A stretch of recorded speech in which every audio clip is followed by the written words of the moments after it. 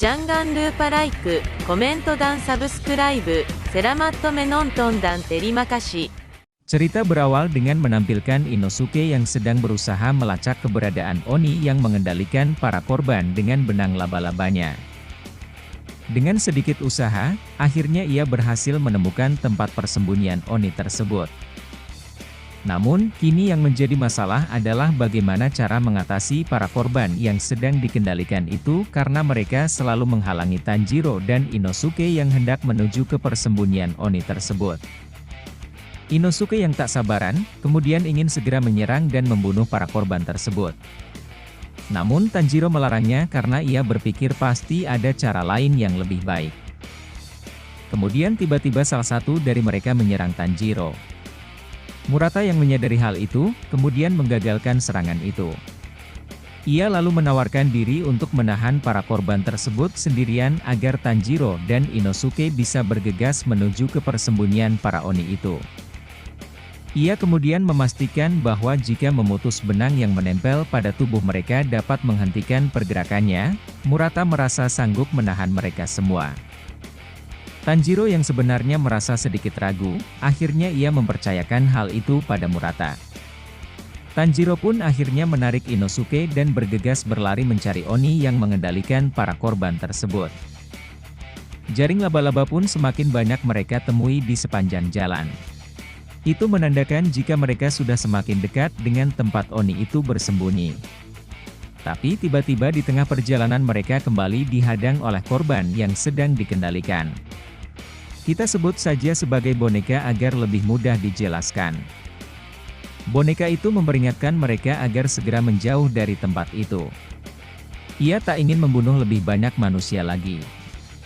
Ia menjelaskan sebenarnya ia sangatlah lemah, namun karena sedang dikendalikan ia menjadi sangat kuat. Ia menyuruh mereka untuk pergi dan meminta bantuan kepada pemburu Oni yang tingkatannya lebih tinggi sekelas Hashira untuk membunuh semua Oni yang ada di hutan itu. Lalu cerita berpindah ke tempat Oni perempuan itu bersembunyi.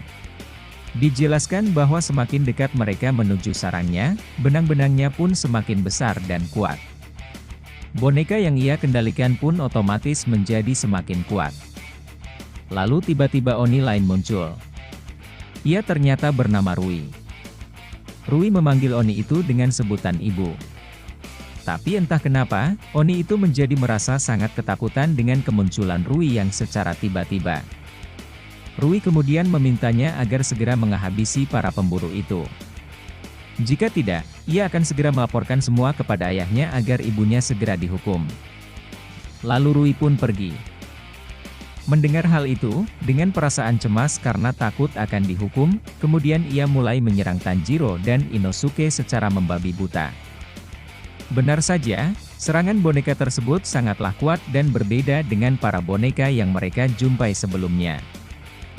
Menyadari satu boneka saja tak cukup untuk menghadapi Tanjiro dan Inosuke, Oni itu kemudian membangkitkan boneka lainnya. Tapi karena hanya tubuh mereka saja yang dikendalikan, rasa sakit yang dihasilkan masih bisa mereka rasakan.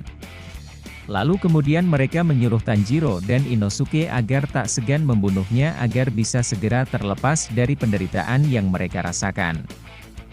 Mendengar hal itu, Inosuke kemudian langsung melancarkan serangannya kepada orang itu. Namun seperti biasa, Tanjiro melarang Inosuke untuk menyakiti mereka apalagi sampai membunuhnya. Tanjiro pun mulai menenangkan dirinya dan memikirkan sebuah cara. Tanjiro tiba-tiba berlari menjauhi boneka itu. Lalu boneka itu pun mengejar Tanjiro. Melihat semuanya sesuai dengan yang ia rencanakan, Tanjiro tiba-tiba berbalik menangkap boneka itu dan melemparkannya ke atas pohon. Benar saja, rencananya cukup berhasil menghentikan pergerakan boneka tersebut. Karena benang laba-labanya tersangkut di pohon, membuat Oni itu tak dapat menggerakkan benangnya dengan baik. Inosuke yang melihat hal itu merasa sedikit terkejut. Bagaimana bisa cara yang semudah itu ternyata dapat menghentikan gerakan para boneka-boneka itu? Inosuke yang tak mau kalah dengan Tanjiro kemudian melemparkan para boneka yang tersisa satu persatu ke atas pohon. Melihat semua bonekanya tak ada yang berguna, Oni itu pun kemudian membunuh para boneka tersebut.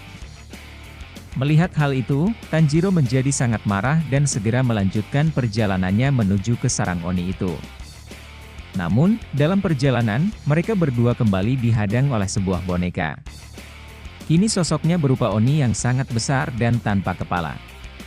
Karena tanpa kepala, Inosuke pun bingung tak tahu harus menebas bagian yang mana untuk mengalahkannya.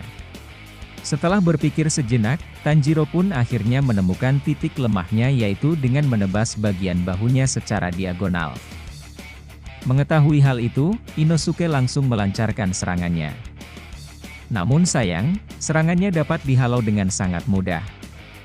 Karena boneka itu sangat kuat dan berbeda dengan yang sebelumnya, ia pun berhasil menyerang Inosuke dan melukainya. Karena ceroboh, ia sampai-sampai terjerat benang laba-laba hingga membuatnya tak bisa bergerak. Melihat Inosuke yang tak berdaya karena terjerat benang laba-laba, boneka itu pun menyerang Inosuke. Beruntung Tanjiro masih sempat menggagalkan serangan boneka itu. Kini Tanjiro menyuruh Inosuke agar bekerja sama untuk dapat mengalahkannya. Tanjiro pun menyuruh Inosuke untuk menggunakan kotak Nezuko sebagai pijakan untuk melompat ke atas. Tanpa basa-basi, Inosuke pun mengikuti arahan dari Tanjiro dan segera melompat ke atas sambil menebas boneka itu. Tanjiro yang melihat bagian kaki boneka itu tanpa perlindungan, kemudian ia menggunakan teknik airnya untuk menebas bagian kaki boneka tersebut. Setelah itu, ia menyuruh Inosuke untuk menebas bagian bahu boneka itu secara diagonal. Inosuke yang melihat area bahu boneka itu sangat terbuka, lalu ia menebasnya secara diagonal sesuai arahan Tanjiro. Benar saja, boneka itu pun berhasil mereka kalahkan. Namun Inosuke menjadi merasa sedikit heran dengan semua rencana Tanjiro. Ia heran bagaimana bisa semua rencananya berjalan sangat mulus. Seolah-olah Tanjiro bisa melihat dan memprediksi semua pergerakan musuh, seperti air yang melintasi setiap celah-celah yang ada untuk bisa dilewati. Namun, Inosuke pun tak mau kalah. Lalu ia memeluk Tanjiro dan melemparnya ke atas. Setelah terlempar, Tanjiro pun berhasil mencium aroma keberadaan Oni tersebut. Dari atas, ia bergegas melancarkan serangannya dan mengincar titik lemah pada leher Oni tersebut. Karena ia telah merasa kalah, ia pun akhirnya menyerah dan pasrah menerima kematiannya di tangan Tanjiro. Tanjiro yang menyadari musuhnya telah menyerah, ia pun segera menghabisinya dengan satu serangan untuk membebaskan Oni itu dari semua kesedihan.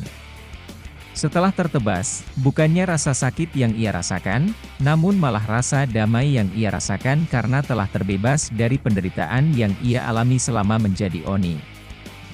Dibandingkan sebelumnya, ia merasa sangat tersiksa saat menjadi Oni. Di mana ia selalu disiksa dan disakiti oleh keluarganya yang juga merupakan sesama Oni. Sebelum ia hangus terbakar, ketika ia melihat Tanjiro, ia jadi teringat dengan seseorang yang sangat baik di masa lalunya saat ia masih menjadi manusia. Sebagai rasa terima kasihnya kepada Tanjiro, ia mengingatkan Tanjiro agar berhati-hati karena di sana masih ada salah satu dari 12 Oni rembulan yang sangat kuat di hutan itu. Mendengar hal itu, Tanjiro menjadi sedikit kaget. Kini ia harus benar-benar mempersiapkan dirinya untuk melawan Oni 12 rembulan. Karena saat bertemu nanti, ia benar-benar harus dapat mengalahkannya agar bisa mengambil contoh darahnya untuk dikirim kepada Tamayo sebagai bahan penelitiannya nanti. Demikianlah alur cerita Demon Slayer Kimetsu no Yaiba episode ke-16. Jangan lupa terus saksikan kelanjutan kisah seru Tanjiro dan yang lainnya dalam memburu para iblis. Terima kasih telah menonton, dan semoga terhibur.